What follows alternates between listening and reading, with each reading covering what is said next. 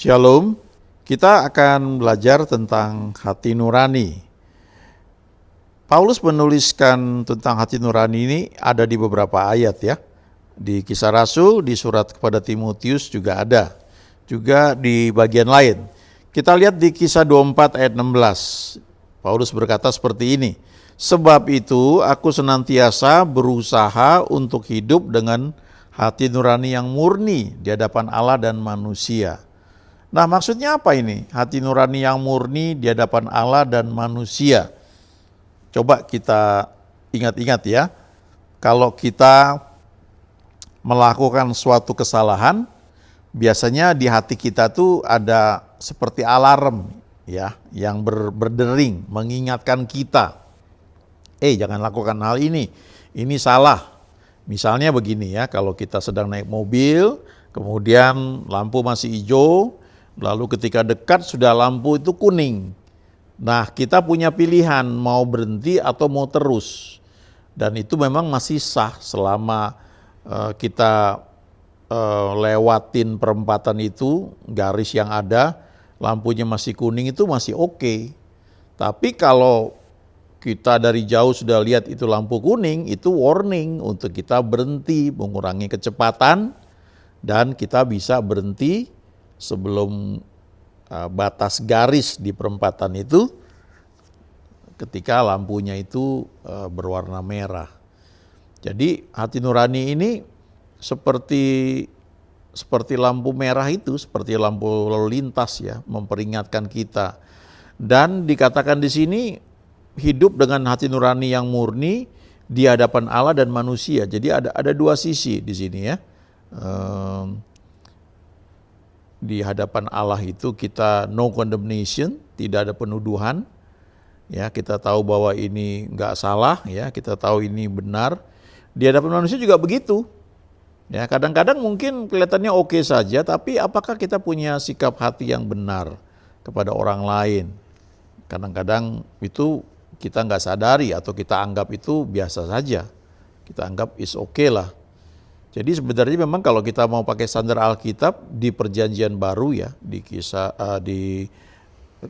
Injil, apa yang Yesus sampaikan itu memang standarnya tinggi sekali dan memang secara manusia itu kita nggak bisa untuk memenuhi standar tersebut. Ketika kita dikatakan mengasihi Tuhan dengan segenap hati, segenap jiwa, kekuatan, akal budi, itu kalau bukan Tuhan yang memampukan kita ya nggak bisa. Cuma seringkali kita pikir kita bisa. Ya, coba kita lihat lagi ayat yang lain ini ya, Kisah 23 ayat 1. Sambil menatap anggota-anggota Mahkamah Agama, Paulus berkata, "Hai saudara-saudaraku, sampai kepada hari ini aku tetap hidup dengan hati nurani yang murni di hadapan Allah."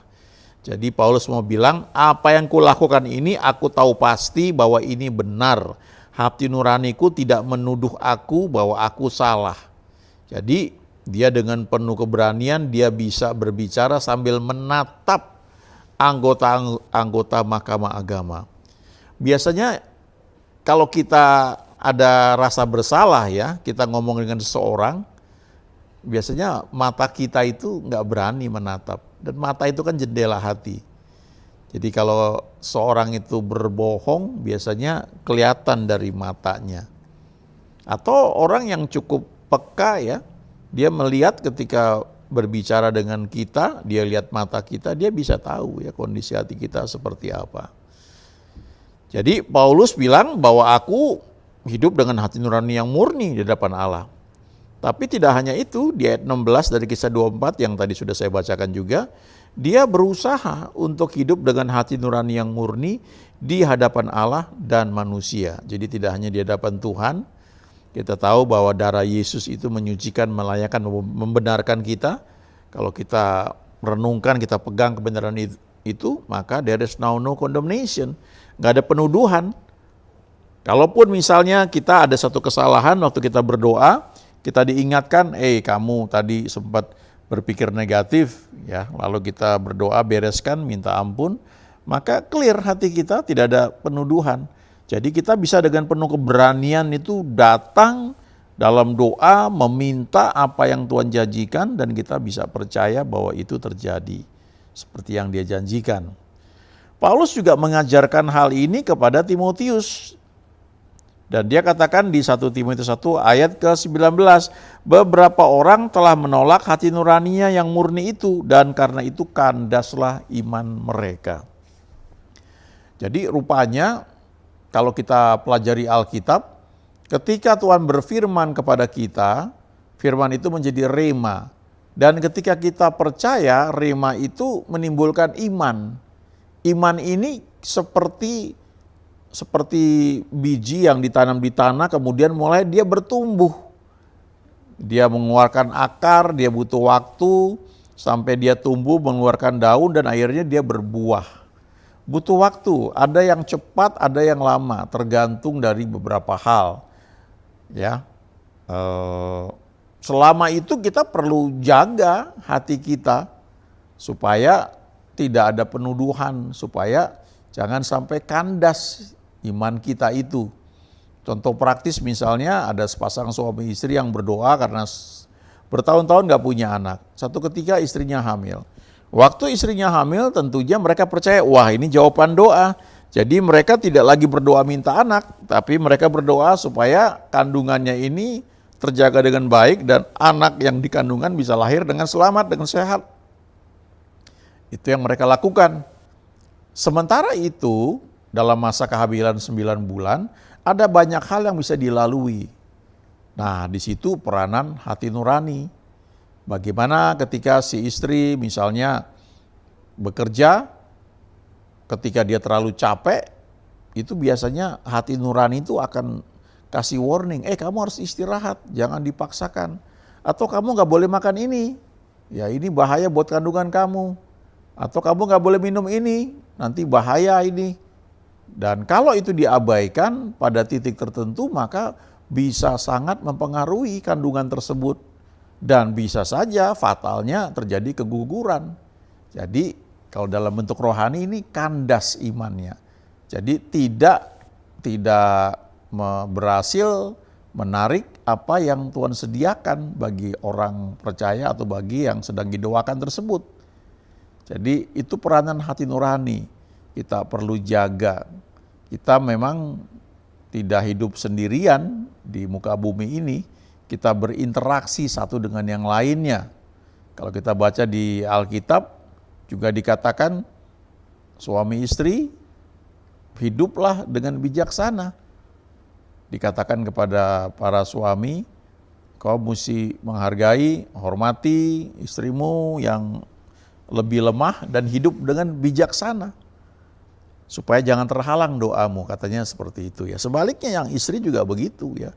Firman Tuhan mengajarkan untuk respek, hormat, tunduk kepada suaminya. Nah, kadang-kadang emosi kita bisa lebih kuat. Jadi logika kita lebih kuat daripada hati nurani kita, atau emosi kita lebih kuat. Biasanya kalau sudah terpengaruh emosi, maka omongan tuh bisa jadi berkembang. Jadi bukan lagi sesuatu yang disampaikan dengan hati nurani yang murni, tapi sudah dikuasai oleh emosi. Nah, kalau seperti itu yang terjadi adalah apa yang sedang diperjuangkan lewat iman itu bisa mentok, ya, bisa kandas imannya. Jadi Paulus ingatkan Timotius untuk hati-hati ya. Kamu sudah didoakan, ada nubuat yang kamu terima, dan lewat nubuat itu kamu dikuatkan apa yang memang Tuhan berikan bagi kamu.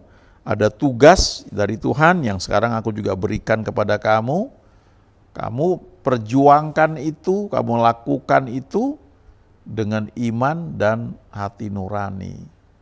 Jadi contoh praktis lainnya adalah kalau misalnya kita mendoakan seseorang ya, ada firman misalnya menjanjikan kesembuhan. Nah, kita share firman, lalu kita lihat orang itu tanggapannya seperti apa. Nah, ketika orang itu beriman, ya itu ada ayatnya ya, Paulus ketika menyampaikan firman Tuhan, dia bisa lihat orang ini beriman dan dapat disembuhkan. Jadi ketika didoakan diajak, ayo bangkit berdiri, maka terjadi mujizat. Tapi kalau kita abaikan ya tuntunan hati nurani itu, maka walaupun kita katakan kita bertindak dengan iman, tapi nggak ada powernya, nggak ada kuasanya. Itu sebabnya penting jaga hati nurani ini. Jujur itu bukan hal yang mudah ya, secara manusia itu malah sulit. Memang harus dipelihara, dijaga. Karena kalau kita sudah terbiasa mengabaikan hati nurani itu, maka hati nurani itu menjadi tumpul. Jadi ketika dia memberikan warning, kita nggak nangkep lagi, kita menyimpang. Sebenarnya itu yang terjadi pada Saul ketika dipilih oleh Tuhan lewat Nabi Samuel untuk menjadi raja. Pada titik awal itu sebenarnya dia sudah mulai menyimpang ketika dia mempersembahkan korban yang harusnya dilakukan oleh Nabi Samuel, dan dia sudah ditegur di situ. Mestinya itu saat dia untuk berubah. Tapi kalau kita perhatikan, dia nggak lakukan hal itu. Sehingga di kesempatan lain, mestinya dia menumpas orang-orang Amalek, tapi dia berdalih, dia selamatkan yang baik-baik untuk persembahan, ya katanya seperti itu. Ya artinya maksudnya ini yang baik-baik ini diselamatkan ya. Tapi itu melanggar firman Tuhan yang pada saat itu harusnya dilakukan. Dan dia makin menyimpang. Mungkin dalam pikiran dia yang penting gue jadi raja. Sampai akhirnya dia bilang sama Nabi Samuel, hormatilah aku, tunjukkan hormatmu di hadapan orang-orang lain. Setelah itu ayo, aku juga akan sujud menyembah Allahmu. Ya, jadi dia udah gak bilang Allah kita ya atau Allahku, tapi Allahmu. Jadi ini orang yang sudah hati nuraninya tuh makin tumpul. Coba kita baca dari ayat 18 ini ya, yang tadi saya sudah singgung. Tugas ini kuberikan kepadamu Timotius anakku sesuai dengan apa yang telah dinubuatkan tentang dirimu, supaya dikuatkan oleh nubuat itu engkau memperjuangkan perjuangan yang baik dengan iman dan hati nurani yang murni.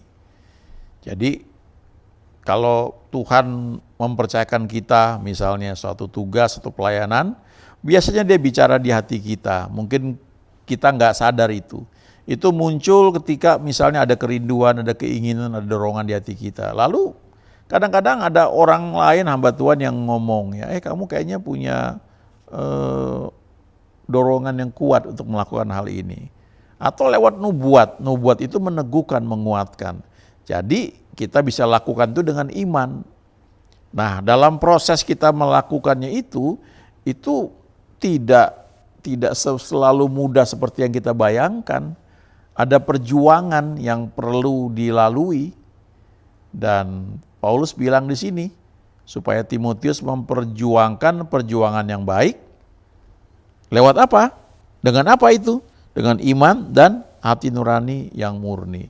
Jadi dengan iman kita lakukan pelayanan, tapi hati nuraninya ini perlu dijaga supaya tetap murni, supaya nggak tumpul. Jadi ada saat-saat ketika itu memberikan warning, kita tahu ini kita mesti berhenti atau kita mesti belok atau terus dan sebagainya.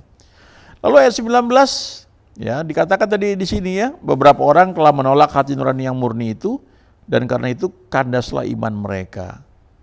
Nah, ayat 20-nya diantaranya Himenius dan Alexander yang telah kuserahkan kepada iblis supaya jera mereka menghujat. Jadi ini konteksnya kelihatannya dua orang ini sudah berkali-kali menghujat, dan saya percaya hati nuraninya itu juga sudah berbicara, tapi karena diabaikan berulang-ulang, akhirnya mereka tidak lagi dituntun oleh hati nurani mereka sebagai warning. Ya, apalagi dituntun oleh Roh Kudus ya. Mereka mengeraskan hati.